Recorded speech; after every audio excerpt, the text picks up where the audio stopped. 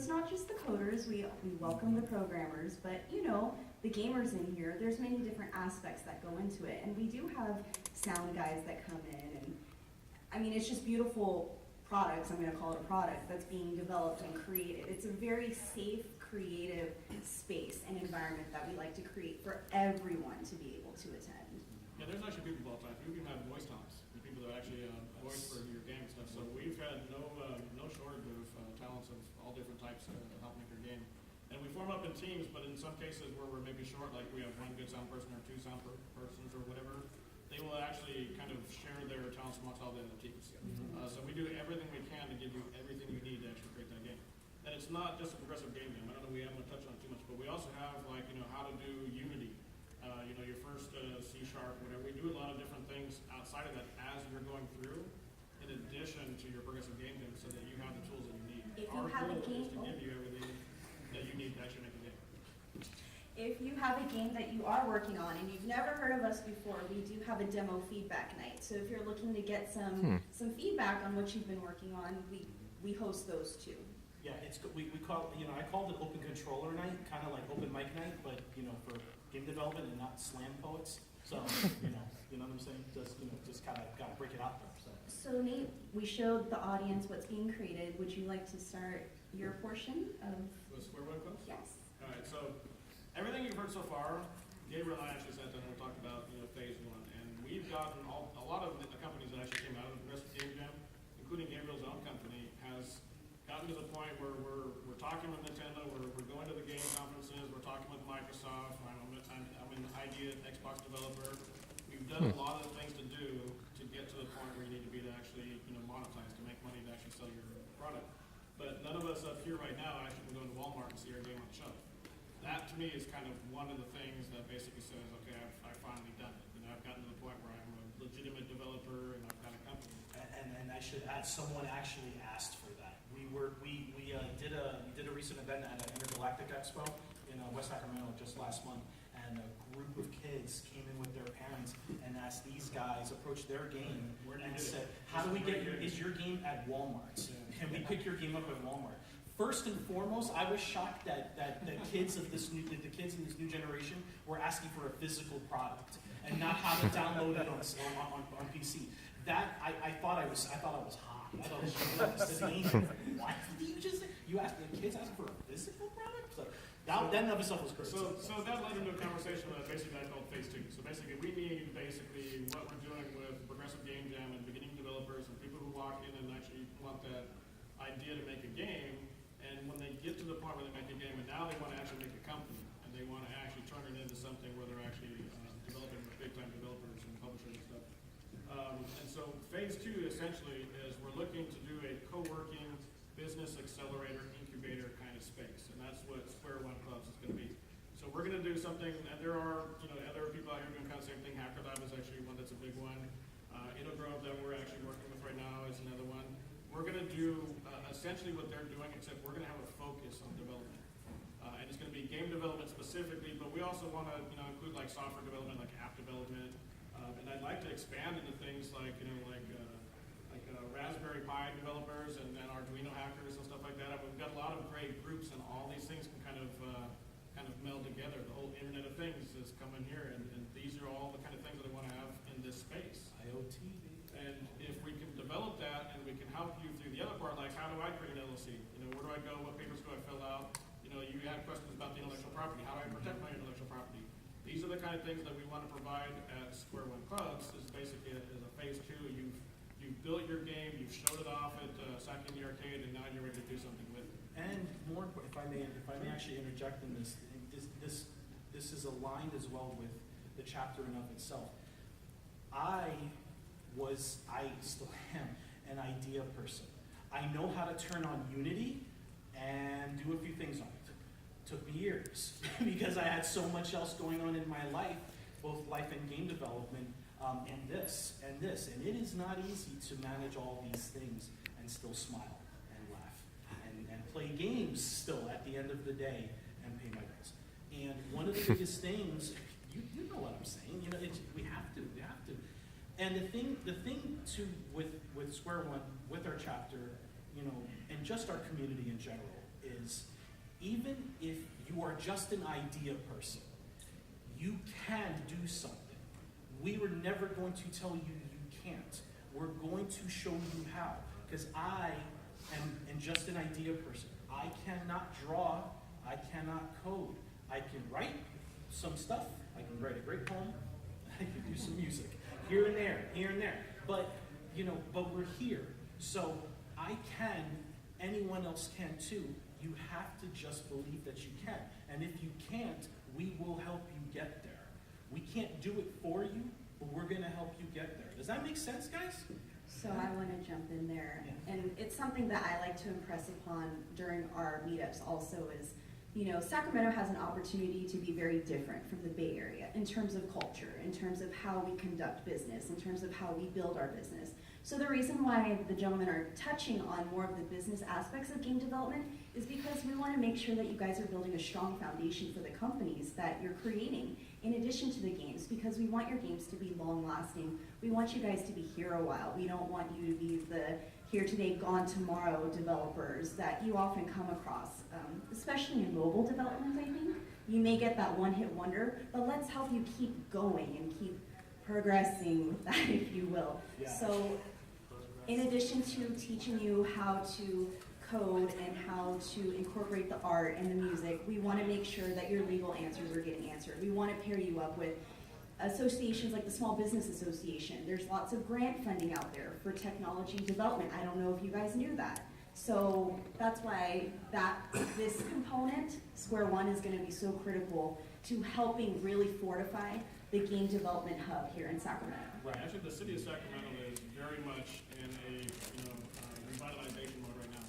They're putting a lot of money into let's get Sacramento kind of rebuilt and bring it to be the next Silicon Valley. And we're tapping into that, and they're supporting us, and that's going to be a big part of where we go forward with this. Right.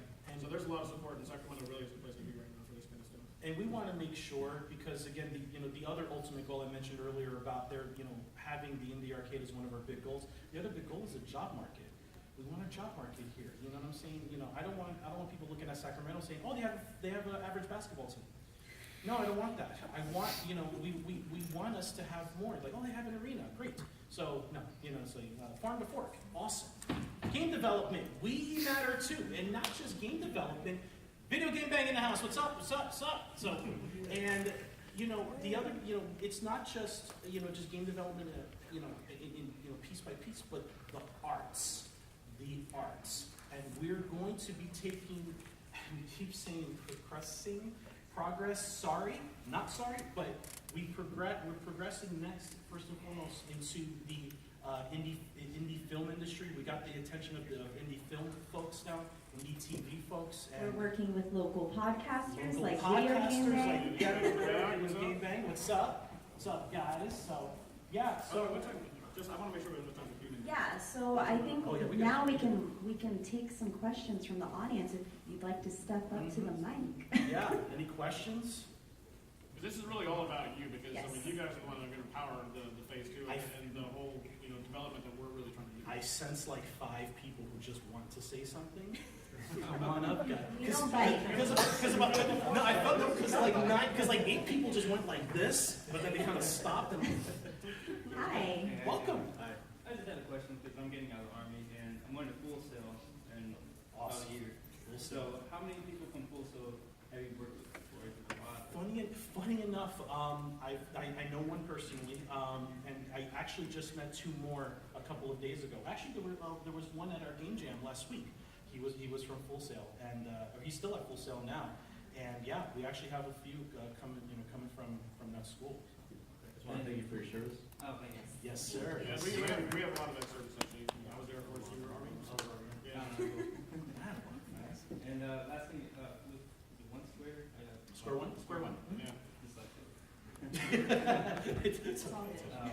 do you have a cloud technologies in partnership with Square One? We're going to actually build our own network. Here's the thing, I've been an IT professional for like 26 years, so one of the things that I want to do at Square One is build the network and give you guys web hosting, a lot of these different things that you would normally pay for. So instead of $20 to these guys and $20 to those guys, we'll give you basically everything we possibly can for your whatever your membership fee is. he's not just a Jedi, he's a cloud person too. So We'll have it set up with like a NAS and all that kind of stuff. So you have your own, website, your own email. I do voice over IP, so you have your own phone number. So you have a business line. All these kind of things will kind of come with the amenities of Square One. And actually, there's going to be quite a few amenities because there's a lot of stuff we can do that is relatively simple and cheap for us to do that won't really raise your rates, and it's going to be very valuable to start a business. Okay. And one more question. Sure. I've been following NeoGAF for years. So, NeoGAF, yeah. NeoGAF. I'm still surprised they're around, actually. So, I think about 2 to 3 years ago, they posted like a Mona Lisa picture of like the original game, and then DLC content, and then how throughout the years it's just getting chopped up. As developers, how do you feel about games like Hitman that just came out, $15 for one level? It's like There ain't enough time in this panel for me to discuss my opinion. You're asking the wrong people. No. You should have asked that at the start. That's religion. That's like philosophy. Yeah, but I will say as a very, very quick opinion. In your Very quick. If I could summarize this in one sentence, there is a time and place for episodic content. One of my games, I'm putting in episodes. I had to, for the sake of development time, because it's just myself and one other person. I think a game like Hitman, I think they didn't justify it very well. I just don't think they justified it well. If you had a game, Hitman's been a series for years, many, many years. And if you start like this, if you start one way, and then you want to break something that really didn't need to be fixed, you're only hurting your fan base. And I get why, because it would seem like, ooh, episodes, cool, because, but it's not. Hitman's a universe. It's not a show. I hope that trend isn't. We hope so too. We hope so too. Great question. Thank you. Fantastic t-shirt, sir. Cool. Nice. Look down and see which t-shirt. So I know you guys focus mostly on, game developers. Yes. I am an IT guy, Okay. as yourself. I'm certified in Security Plus, C+, Okay. things like that. But is there any room in this industry for that, or is it mostly just Absolutely. Yes. So here's the thing. What I'd like to do is, in a business accelerator incubator kind of thing, you basically provide all the different resident services that would help the companies entertain us, right? Web developers is one that's not a game developer. That would actually be a service that's in demand. These people need to have a website. Any kind of app development for mobile, like they want a mobile app. We might have one of the partners is basically he used to own a limo company, and now he's probably going to maybe do another one. If he does something like that, then there's going to be a limo service. If he wants an app phone, an app for his phone that actually does that. So there's going to be a lot of opportunities for the whole entire thing. And like I said, the Internet of Things is going to be a big thing coming up, and they're going to need software developers for that stuff. yeah? We actually have another opportunity coming up where it's Vampire's Ball, my bad. So the Vampire's Ball, they're going to have us do some of the midway games. So it's going to recreate the whole, Santa Clara, the boardwalk kind of thing. And originally his idea for the SAC Indie Arcade was to actually have machines, like old indie arcade kind of style machines. And that's going to require a hardware component too, and software development to do like the OS and understanding Linux or whatever, all that kind of stuff. There's a lot of things that ties in. It's not just game And actually, can you talk more about that Vampire Ball? The Sacramento Indie Arcade is sponsoring the 2016 Vampire Ball, coming to the California Auto Museum. Basically, our local developers will have an opportunity to showcase their games for the general public to play during the event. And so, by the way, if you do have something, please talk to her. Because Yes, if talk that's to me. something that, if you haven't integrated with us before, talk to her now and we can maybe get you into that. Yeah, absolutely. I may be the chair of the chapter, but she's my vice chair, and she's the voice of our chapter. I help lead things, but she makes it work. And sometimes I gotta reel them in. Did we answer your question? I feel like we went all the way around. We're nerds, we can do that. I think you did. So yeah, working with hardware components, with operating systems, things like that. Sure. I don't really foresee it as building my own company around that, more so being like a freelance agent who helps other companies. And see, again, that's what I was kind of calling the resident services. Now, here's the thing. In the initial year as we build this, we may not be able to do everything that I want to do. But the resident services is we may be able to get someone like either like a free office or like a lower rate office if they provide services as part of the membership fee. We haven't worked out on exactly how it's gonna work, or maybe you can, you can work there if you provide like a discounted service attendance. And that would be anyone who can provide any service to a business. So like your IT background would be, you could be an IT guy working there and helping out with the PCs. I mean, the resident services is kind of part of the business accelerator, business incubator type idea. So we want to help the businesses grow and become bigger, stronger businesses as best as possible by providing everything that they need in one place. Okay, perfect. Thank you, guys. Thank you. Hello. I'm by myself right now, but I'm very non-confrontational, so I'm kind of scared to like try to find team members because I'm scared of finding the wrong person, like we may not have the same vision. Right. Right. So I was wondering advice for finding like the right people, you know. They're at the right place. Yeah, there will be two things I can definitely say to you. Blind faith, you're gonna need to take blind faith because we want to believe we can do it all ourselves, we cannot. You're gonna need to take blind faith. I mentioned earlier about being the idea guy only. I had to take that leap of blind faith. When I moved here, I moved here knowing nobody. You just have to take that leap of blind faith.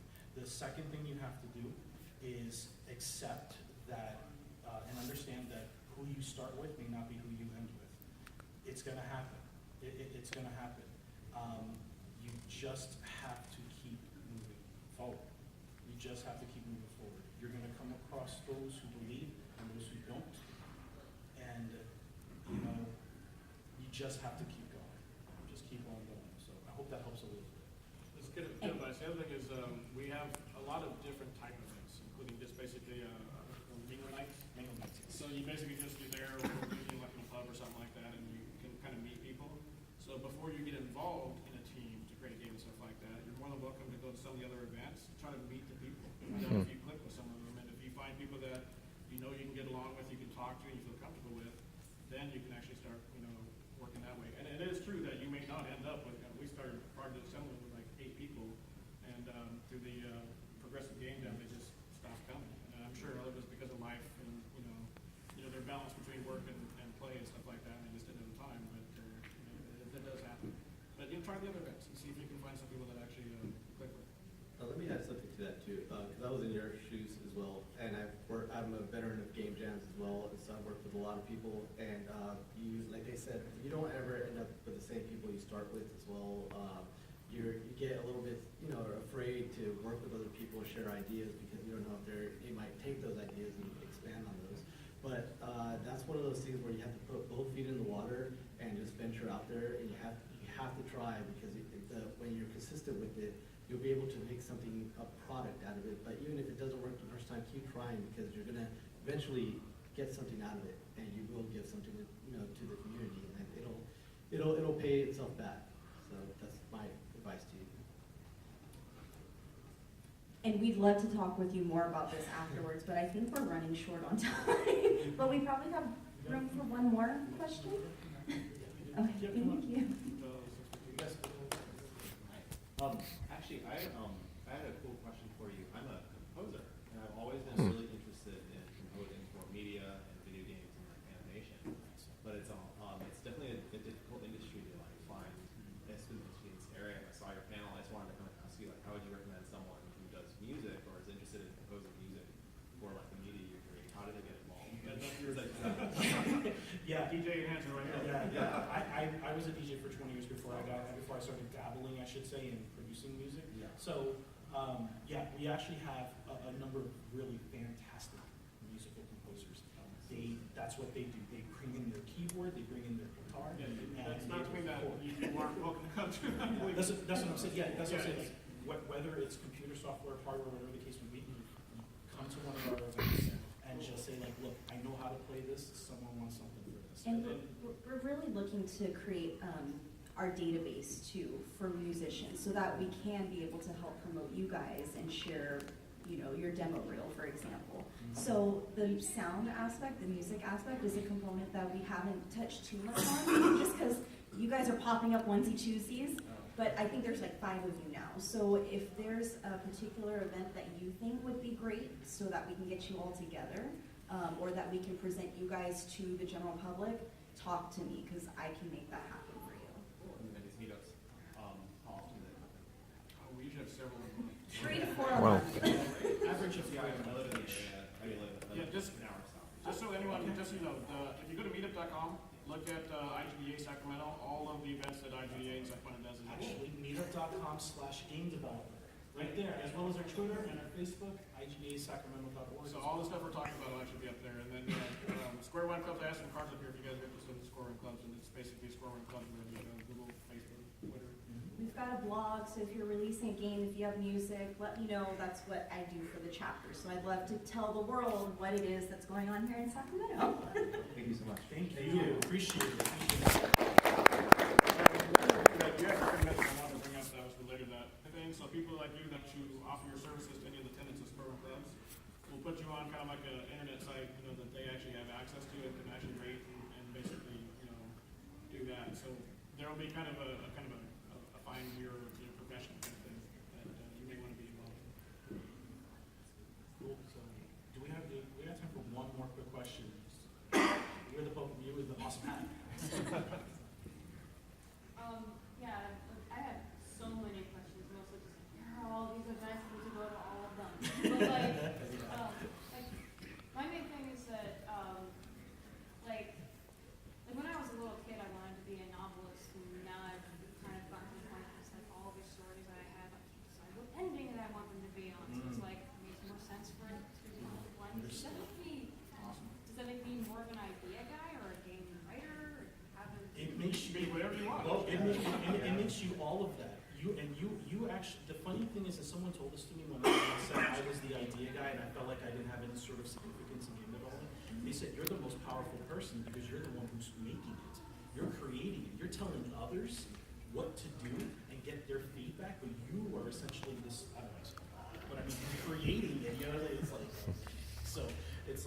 so yeah, you're creating the worlds. So yes, absolutely. But yes, the hardest part is creating an ending, and the only bit of advice I can say before we come to an end on this is that sometimes the ending to our story is at the beginning. The other thing is too is that, in my personal opinion, games have kind of suffered from the story standpoint over the last few years, and that's some valuable commodity right now. So if you actually have a kind of the story element and you really have some good story and gameplay, go for it, because it's needed in the industry, and you'll actually find that you'll probably be very successful. As a writer, I support that. Don't stop doing what you're doing. Sometimes if you have to stop with the story and come back to it later, we do it with games. So it is the same thing with stories, same thing with movies. So Thank you. thank you.